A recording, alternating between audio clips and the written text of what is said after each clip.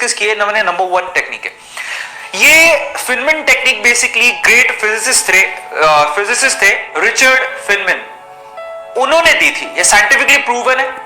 उन्होंने क्या किया था फिनमैन टेक्निक पे, जरा देखो। वो कहते थे सबसे पहले को टॉपिक चूज कर लो, कोई भी कर लिया, और उस टॉपिक को ना आप किसी को भी, घर पे अगर कोई बच्चा है उसको पढ़ाओ, उसको समझ में आए नहीं आए फर्क नहीं पड़ता, उसको बिठा लो और उसको पढ़ाओ।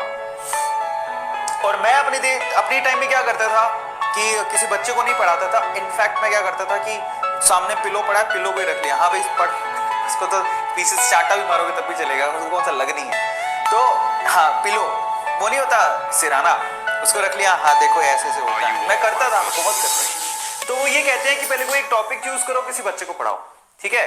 अब वो क्या कहता है, अब जब आप उसको पढ़ा रहे थे तो आप कहां कहां अटके वो देखो।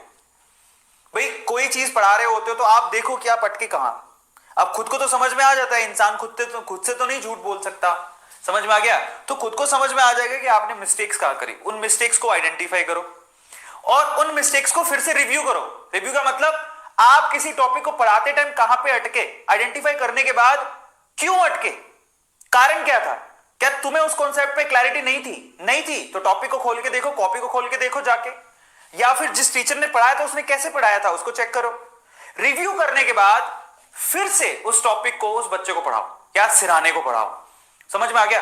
जिस वक्त आप खुद सेटिस्फाई हो जाओगे कि नहीं यार अब तो मैंने जो पढ़ाया बेसिकली वो प्रॉपरली उसे भी समझ में आ गया होगा, क्योंकि मैं इस चीज को समझ पा रहा हूं, तो समझ लेना वो टॉपिक आपको अच्छे से याद हो जाएगा। फिनमैन टेक्निक बहुत